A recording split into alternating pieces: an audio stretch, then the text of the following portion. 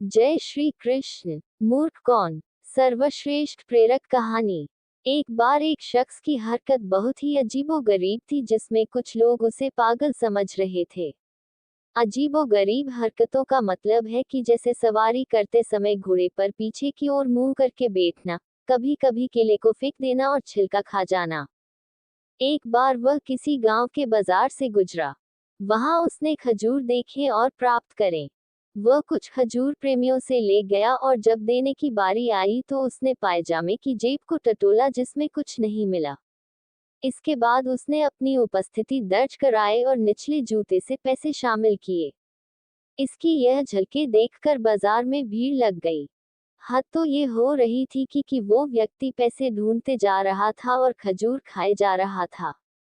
दोस्तों को चिंता होने लगी कि एक तो ये उटपटांग जगह पर पैसे ढूंढ रहा है, ऊपर से बिना पैसे दिए खजूर भी खाए जा रहा है। अगर इसके पास पैसे नहीं है तो क्या वो अपना पेट से खजूर निकालेगा?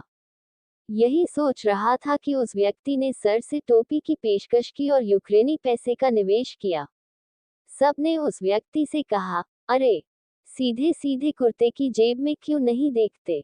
इस पर उस व्यक्ति ने बोला, लो, ये पहले क्यों नहीं सुझाया, कहते हैं। जेब में हाथ डाला, यादगार साथियों को देते हुए फिर से बोला, वहां तो थे ही, मैं तो बस ऐसे ही जांच ले रहा था। उद्धरण चिन्ह। ये बात सुनते ही पूरी भीड़ उस आदमी पर हंस पड़ी। भीड़ में से एक आदमी ने कहा, लगता है कोई पागल, जब से पता ही है कि जेब में पैसे थे फिर भी पैसे ढूंढ रहे थे। उद्धरण चिन्ह। अब उस शख्स की बारी आई, जिसे देखने के लिए उसने ये पूरा ड्रामा रचा था। वो अब देखने की बात कही।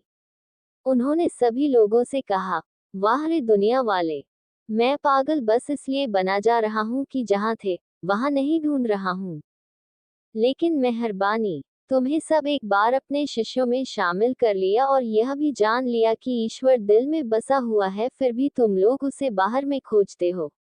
अगर मैं पागल हूं तो तुम लोग महापागल हो, क्योंकि मैं तो छोटी सी बात पर मूर्खता कर रहा था, लेकिन तुम लोग तो विश्व के सबसे अटल सत्य के मामले में मूर्खता कर रहे हो।